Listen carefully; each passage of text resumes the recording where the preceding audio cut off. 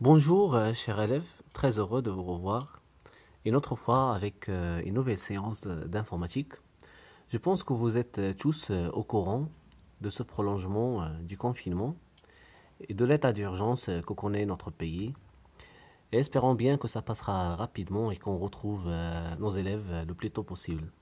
Mais cela ne va pas nous empêcher de continuer à travailler en utilisant les moyens qu'on a et à travers l'enseignement à distance. Et on va commencer notre cours. Pour bien commencer le cours d'aujourd'hui, je vais vous donner une situation problème. Comparez les deux documents et donnez votre opinion sur les deux mises en page. On a affiche 1, défense de fumée, et affiche 2, défense de fumée. Si on compare bien les deux affiches, on voit qu'on a le même message transmis par les deux affiches. Mais le texte est écrit avec une taille plus grande dans la deuxième affiche que dans la première affiche. La question c'est pourquoi on a pu écrire le texte avec une taille plus grande dans la deuxième affiche que dans la première affiche. Normalement parce qu'on a dans la deuxième affiche une orientation horizontale, pas comme dans la première affiche une orientation verticale. Alors l'orientation, comme si on prend des images. Il y a des images qui doivent être prises verticalement. Et si on la prend horizontalement, on va perdre beaucoup de détails. Et la même chose, il y a des images qui doivent être prises horizontalement. Et si on la prend verticalement, on va perdre beaucoup de détails. Alors c'est ça ce qu'on appelle l'orientation de la page. On a une orientation portrait et on a une orientation paysage. L'orientation verticale, c'est l'orientation portrait. Et l'orientation horizontale, c'est l'orientation paysage. Pour changer l'orientation du document sur MS Word, d'abord je vais créer le document, je vais saisir défense de fumée. Et après je vais augmenter un peu la taille, je vais choisir 72. Vous voyez que le texte n'est pas écrit dans la même ligne. Alors parce qu'on n'a pas encore choisi l'orientation convenable. Alors pour changer l'orientation, je sélectionne l'onglet mise en page. Et dans le groupe mise en page, je sélectionne orientation. Et après, je vais choisir l'orientation paysage. Alors l'orientation paysage, c'est elle qui va permettre de créer le document avec la taille convenable. Alors après, je vais sélectionner le texte pour la mettre en forme. Je vais choisir la police script empty bold. Et après, je vais centrer le texte. Alors maintenant, je dois insérer l'image. Alors je sélectionne l'onglet insertion. Puis je vais choisir image. Normalement, l'image se trouve dans le bureau. Alors je vais sélectionner bureau. Et après, je vais choisir l'image. Après, je vais la redimensionner. Alors normalement, le document a été bien créé avec l'orientation convenable, l'orientation horizontale. Mais je vais essayer d'insérer un cadre. Je vais sélectionner création et après dans l'arrière-plan de la page je vais choisir bordure. Alors normalement dans le type je vais choisir encadrement et après on a plusieurs options. Ce qui nous intéresse c'est la largeur. Alors je vais changer la largeur, je vais choisir par exemple 3 pointes ou bien 3 pt ou bien. Et après on a le motif, on a des motifs qu'on peut choisir. Je ne sais pas pourquoi encore on mis des fruits ou bien des gâteaux ou bien des arbres sur les motifs. Mais ce qui nous intéresse, c'est qu'on peut insérer un cadre simple, puis je clique sur OK. Et comme ça, notre document a été bien créé avec l'orientation horizontale. Situation problème 2. Observez le document 1. Qu'est-ce que vous remarquez? Alors on va voir le document 1. On a un texte étalé sur 2 pages. La question, est-ce qu'il est possible de créer le même document, mais dans une seule page? La réponse, c'est oui.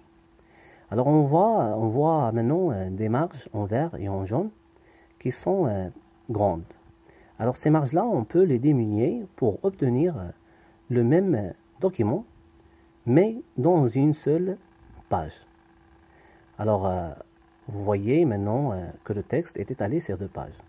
Mais en diminuant les marges que vous voyez en jaune et en vert, on peut obtenir le même document, mais dans une seule page.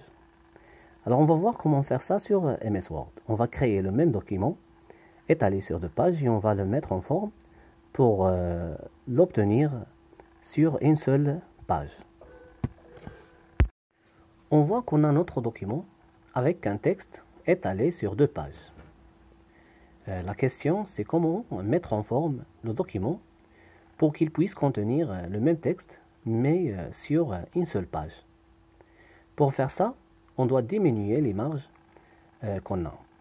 Pour cela, je vais cliquer sur mise en page, puis je vais cliquer sur marge. On a plusieurs types de marges. Je vais choisir étroite parce que elle qui permet de choisir les marges les plus petites. Alors on voit maintenant que la première page a pu contenir la plupart des lignes de notre texte. Il reste une seule ligne dans la deuxième page. Alors pour la mettre en page, alors je vais diminuer la marge inférieure. Alors comme ça on voit que le texte a été mis sur la même page. Et maintenant, on va passer à la situation problème 3. La situation problème 3, comparez les 2 bulletins et choisissez celui qui peut être accepté par les administrations. Alors, on voit qu'on a 2 bulletins, bulletin 1 et bulletin 2.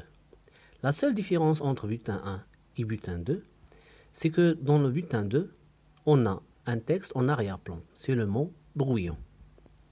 Alors normalement, parfois, pour tester le fonctionnement de l'imprimante ou bien sa qualité, on voulait imprimer un document, mais on ne veut pas que ce document soit officiel.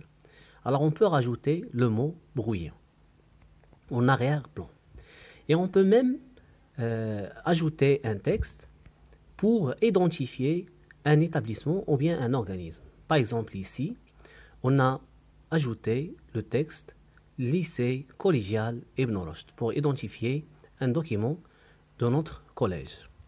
Et après, on a inséré l'image de l'association des parents de l'établissement du collège Ibn Rushd.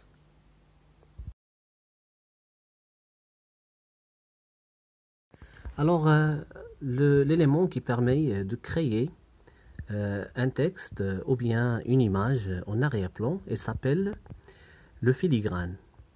Alors pour créer le filigrane sur MS Word, d'abord on doit créer notre document. Et après, on va sélectionner mise en page ou bien création. Et après, je vais choisir filigrane. Alors je vais cliquer sur création et après je vais choisir filigrane.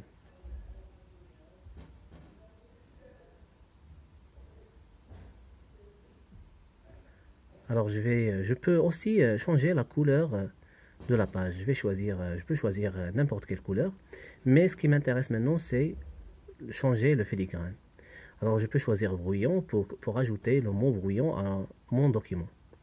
Ou bien je peux choisir filigrane personnalisé pour ajouter un texte ou une image personnalisée. Alors je sélectionne filigrane personnalisé et après je vois qu'il y a plusieurs options dans filigrane personnalisé.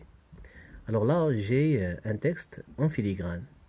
Alors c'est très simple, je vais saisir le texte que je veux mettre en filigrane, par exemple lycée collégial Ibn Rushd. Puis je clique sur OK.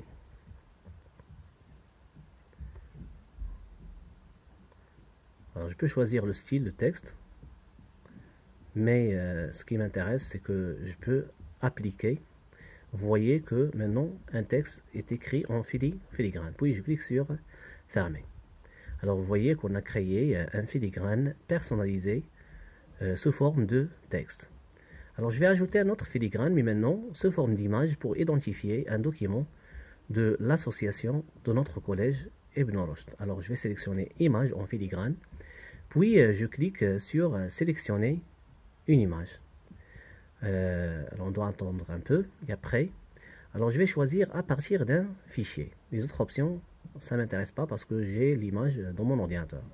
Alors à partir d'un fichier, et après j'ai le texte dans un dossier dans le bureau. Alors je vais le choisir. Alors je vais choisir un dossier qui contient l'image que je veux. Alors je sélectionne le dossier, puis je sélectionne l'image. Puis je clique sur insérer. Alors en cliquant sur appliquer, on voit que l'image a été insérée. Et maintenant le filigrane a été bien inséré dans mon document.